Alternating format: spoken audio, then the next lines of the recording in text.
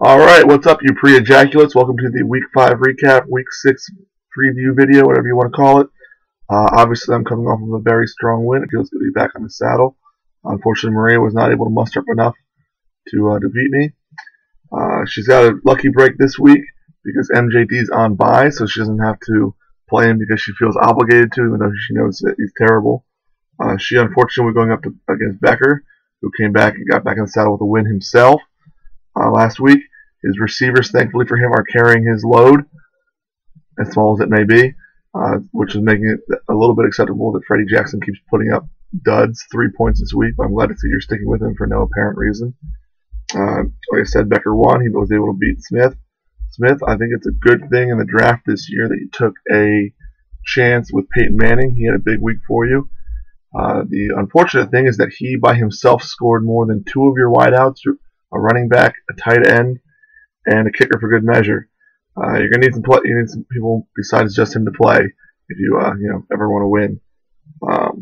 You'll be playing Lucas, so at least that's good news for you. Eric has now lost 3 in a row and is looking to make it 4 losses. He made a big move by picking up LaRod Stevens-Howling. I think this is really going to right the ship for you, Eric. He's going to join a long line of successful Arizona running backs this year, the likes of Beanie Wells and Ryan Williams. Holy fuck, dude, you might as well be starting Edgerrin James. Not a good look.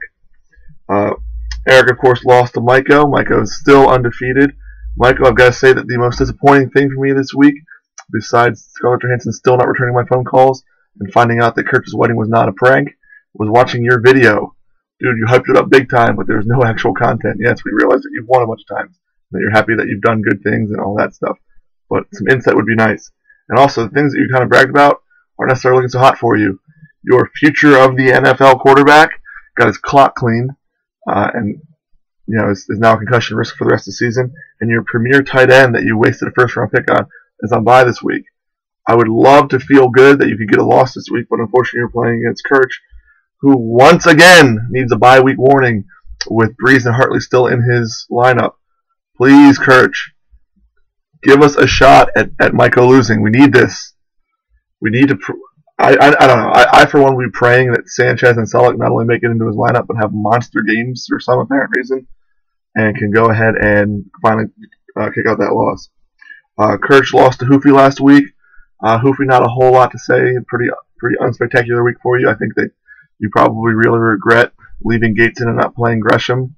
That 7 points that you left on your bench, I'm sure, is really eating at you. No, of course, Brian had a monster week, 182 points. More than doubling his previous week. I think the most surprising thing is that he now plays Mark, and it's projected to lose. Not only is he projected to lose, he's projected to lose at every single position across the board, with the exception of kicker, which is projected for a tie. How is that possible? How is Mark beating you at everything when he's got all of the worst players? And Mark, I know you've been putting a lot of trades out there, but you can't feel too surprised that no one wants to trade their top-seeded running back, quarterback, and wide receiver for Des Bryant. Des Bryant sucks. Nobody wants him. Get over it. Mark just lost to Mikey T, who had another very solid week and is looking solid as usual. Mike, I think you need to shake it up a little bit this week.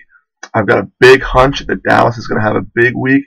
I would recommend taking out Gore and Cruz and putting in Felix Jones and Kevin Ogletree. I think that they're going to have big things this week, so you might want to go and definitely put those in your lineup. And then I would also sit McGahee and put your Quiz Rogers in it. It's just a fun name to say. You got to feel good when you've got your quiz in your lineup. Other than that, guys, that's pretty much all I've got. Short week this week. Keep those trades fast and furious, and I will see you guys later, Rump Rangers. Peace.